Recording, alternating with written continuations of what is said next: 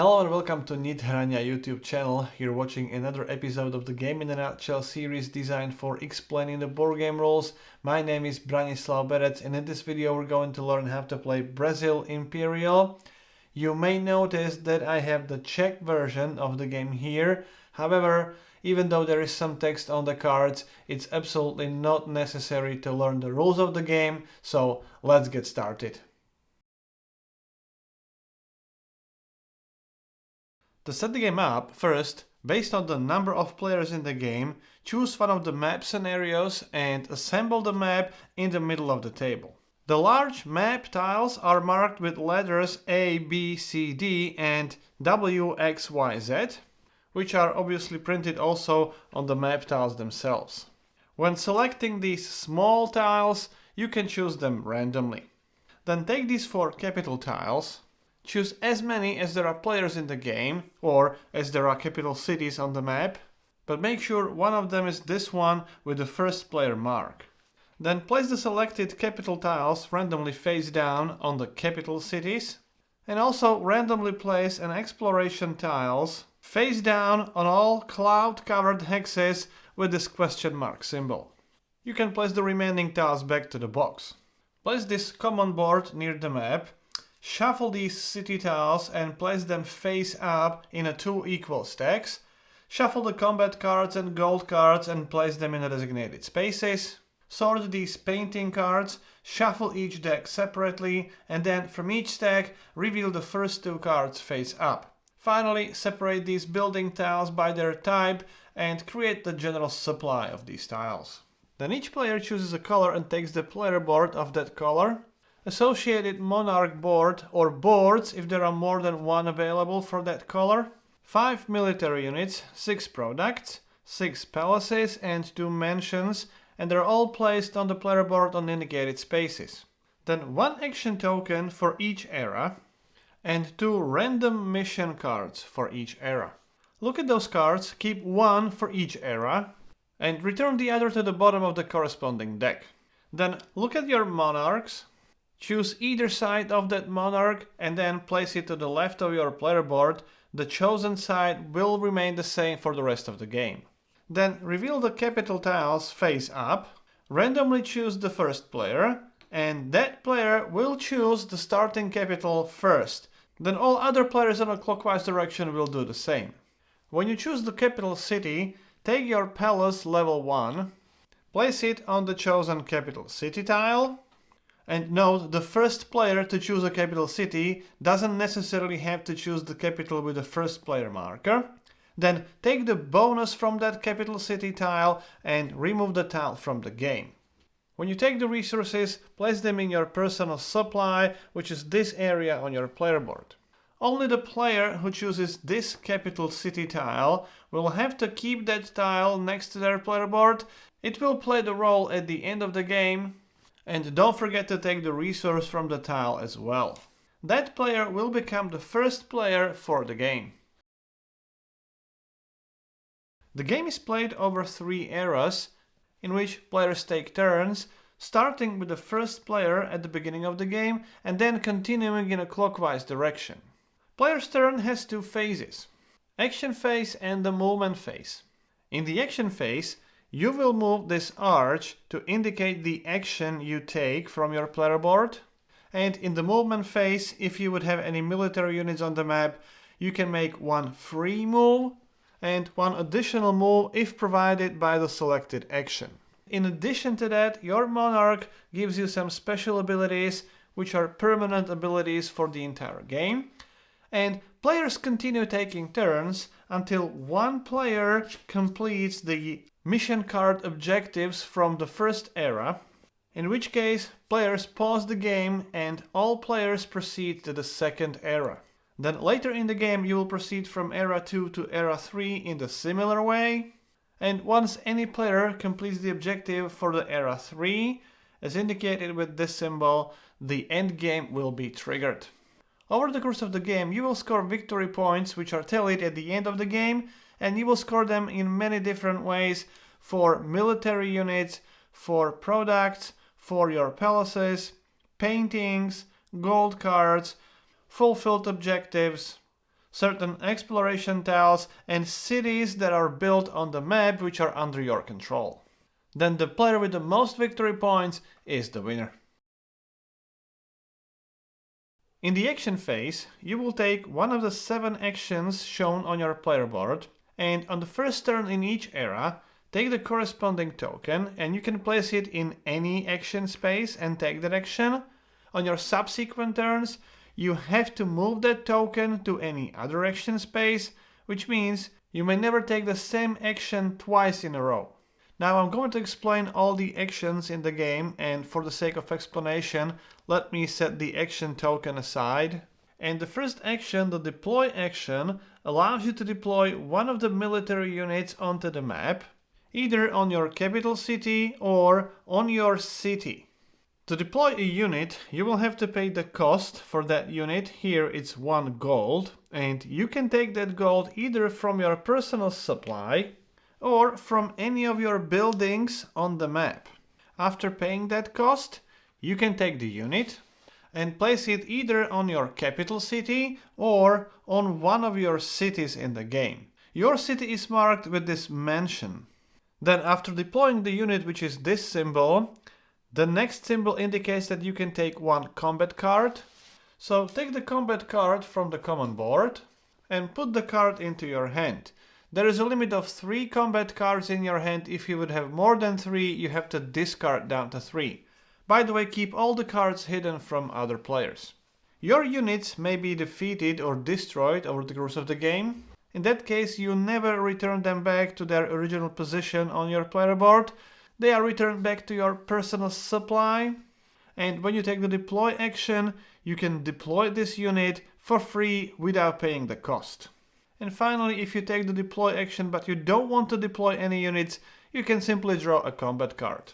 Then the second action is the painting action. With this action, you can acquire one of the 6 available paintings. To do that, you have to pay the cost indicated in the top left corner. There are 4 types of resources in the game: Brazil wood, sugarcane, cotton, and coffee beans. These are called assets. This is a gold and this is science. Gold can be used as any resource, and science can be used as a gold or any other resource. So to acquire one of these cards, you would have to pay the science. To acquire this card, you would have to pay gold, and this symbol indicates that you need to spend any one resource, or gold or science. Some painting cards may also come for free. So after paying the resource or taking the card for free, place the painting somewhere next to your player board. It will provide the victory points at the end of the game and also a permanent effect. You can find the description of all these effects in the rulebook. Then immediately refill the display with a card from the same deck. With the next action, the build action, you can build a building or a city. When you decide to build a building, you can only choose a building from the current era or any previous era, which means that in the first era, only these 4 buildings are available. In the second era, you can choose one of these 6 buildings or a city, and in the third era, any building is available. On your player board, you have all the important information about all the available buildings in the game. The building tiles are double-sided. That's why you have 2 buildings in each hex on the player board. And to build a chosen building, you have to pay the cost, which is next to this hammer symbol. In this example, it's either a sugarcane or a coffee bean. Then this symbol is the terrain requirement, which means these 2 buildings can only be built on the hexes with this wood symbol. So for example, the hexes like this. These 2 buildings and this one can only be built on plain hexes, and this one can only be built on the hex with a gold symbol. Then immediately after building a building, you place the production on that building. In this example, you would place 2 wood tokens on that building. Now, let's say you want to build that sawmill. First, you have to pay those resources, again, either from your personal supply or from one of your buildings on the map. Then place the selected tile on the map. It must be placed either adjacent to your capital city or adjacent to your city or adjacent to any of your other buildings, so for example over here. However, you may never place it adjacent to any enemy tile. This one belongs to orange player, or any tile with the enemy unit. So, after placing the tile on the map, place the production tokens on the tile. Then, when you decide to build a city, cities become available in the second era. You can choose one of two available cities on the common board.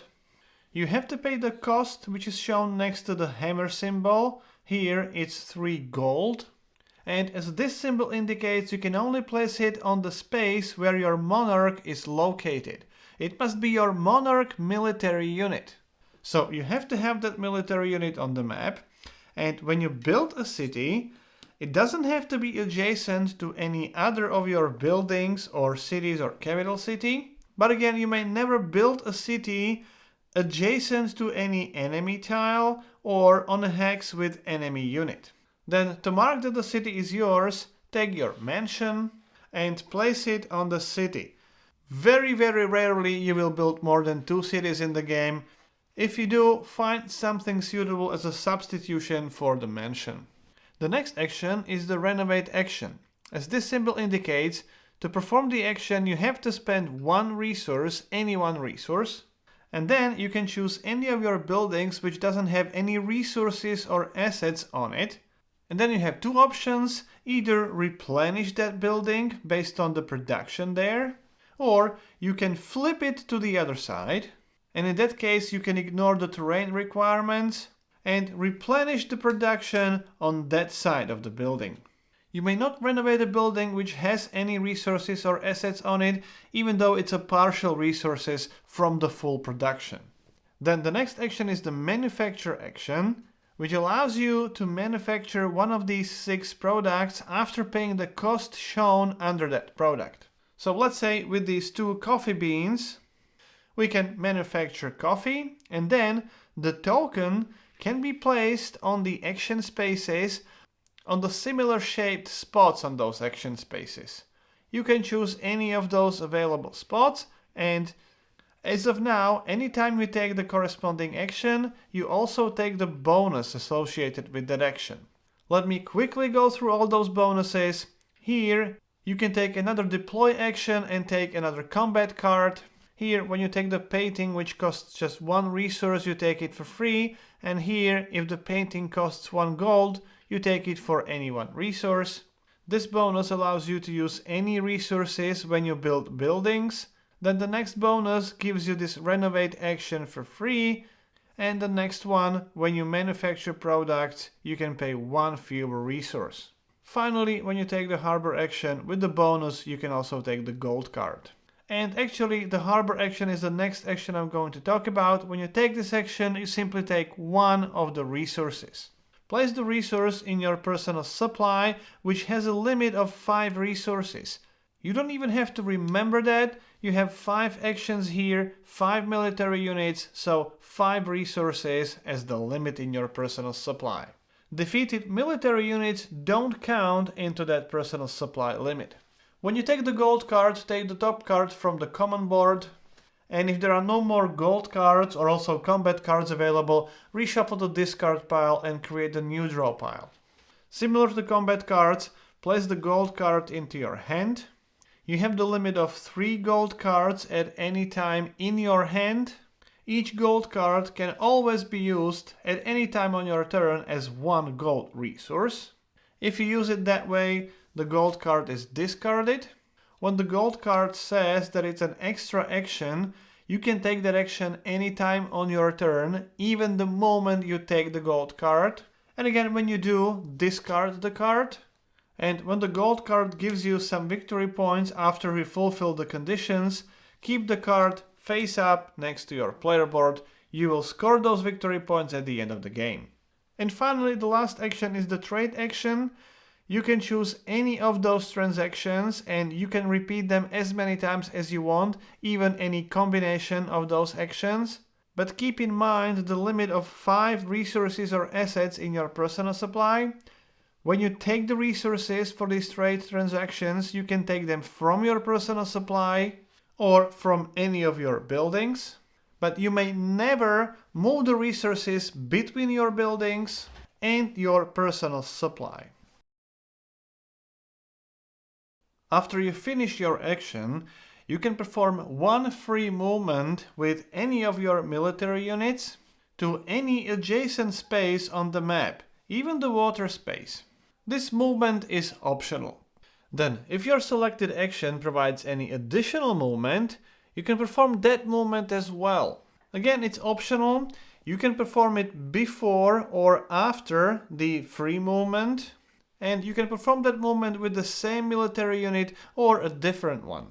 This one allows you to move your unit to your capital city or a city, this one to an adjacent forest hex, this one to one of your adjacent buildings or cities, and this one onto adjacent gold hex. Now, this one allows you to move onto a water hex or from the water hex, but in addition, it also allows you to move onto adjacent hex which borders the edge of the map. When you move onto a hex with an exploration tile, you must reveal that tile immediately. And some of those exploration tiles may give you immediate bonuses, some of them may remain on the map until you fulfill certain conditions, some of them are scoring tiles. You can find their descriptions in the rulebook. Then if you decide to build on the unexplored tile, the tile is considered to be the plains terrain type, and when you place the building there, the exploration tile is discarded without any effect. When your military unit enter a hex with an enemy unit, a combat is initiated. Before we talk about the combat, let's talk about those military units first. Military units can be deployed to your capital city or to your city. Each military unit that has been deployed from these original spaces is worth the certain amount of victory points at the end of the game, and this same number is also the combat strength of that military unit. Some of them have special abilities.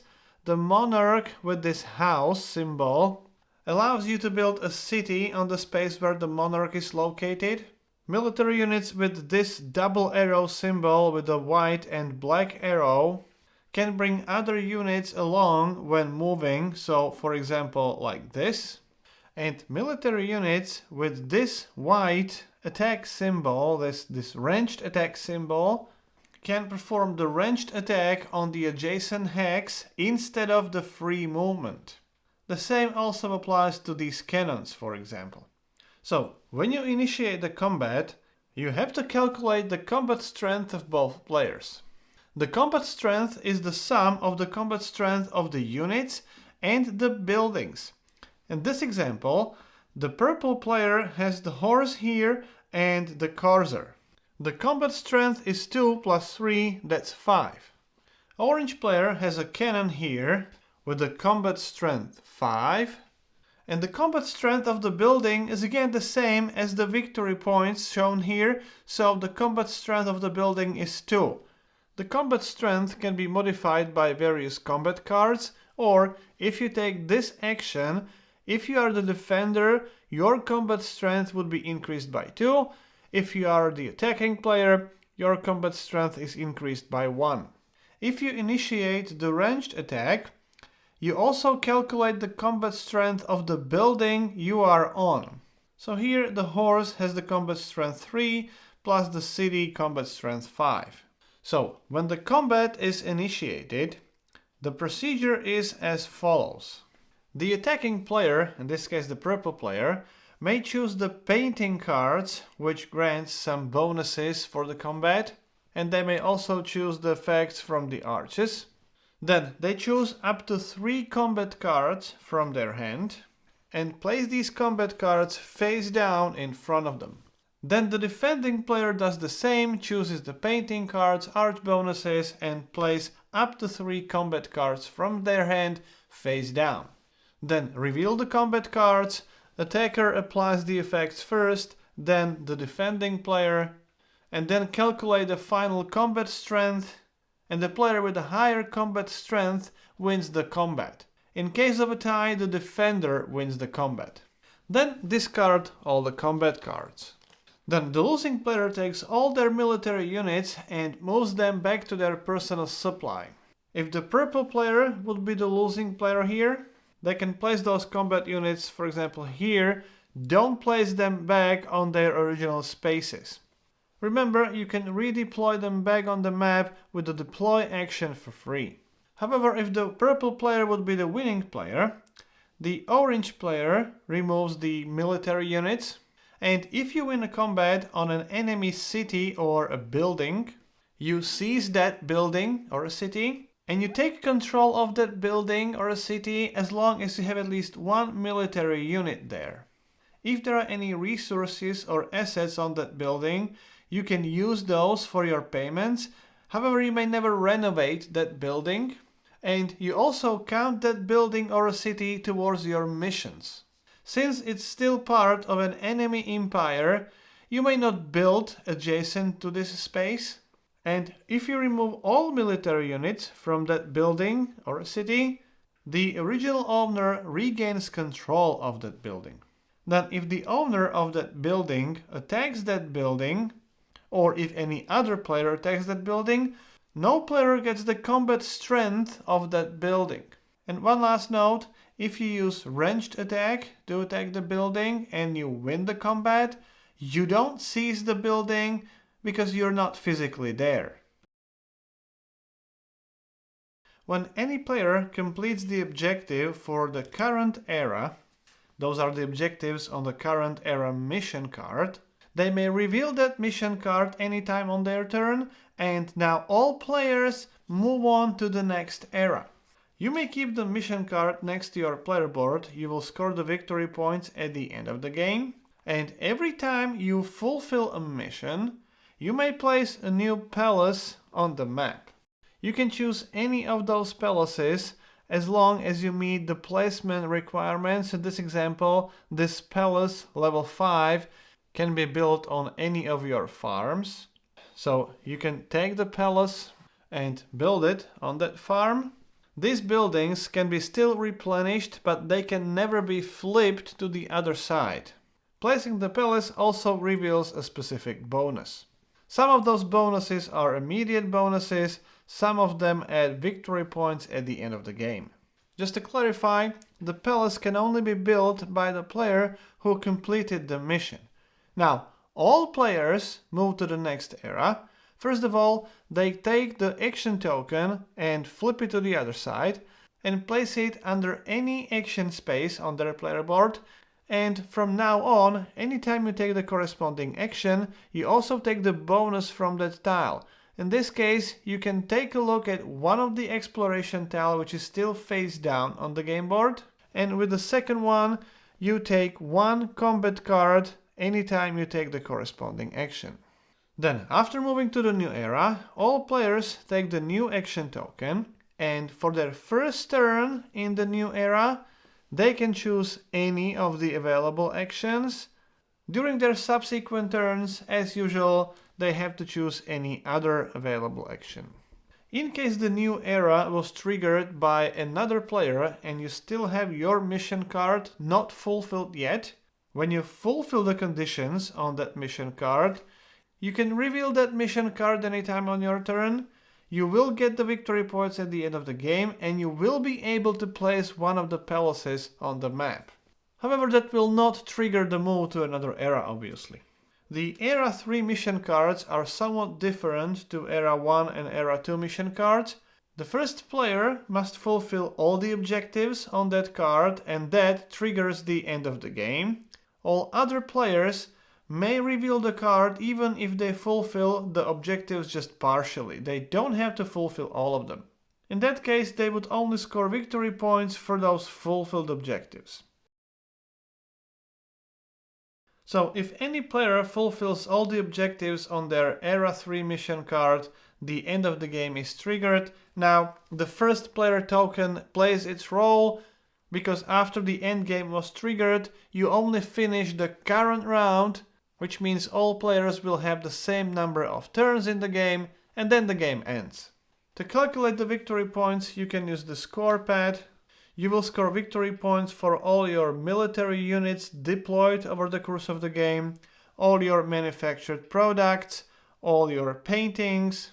You get victory points from the mission cards you have completed, from the gold cards if you have any, from the exploration tiles, from your palaces, and also for all the cities and buildings you have built over the course of the game. Then the player with the most points is the winner. So that's how you play Brazil Imperial. If you have any questions or comments, please put them into the comment sections below. I'll do my best to answer as many as I can. If you like the series, please subscribe. My name is Branislav Berec. You've been watching Game in a Nutshell and hope to see you next time. I would like to thank everyone who has ever supported the channel, and especially the current supporters listed on this page. If you too would like to support the channel in creation of videos like this and other video tutorials and other content on this channel, please visit the patreon.com/Nithrania.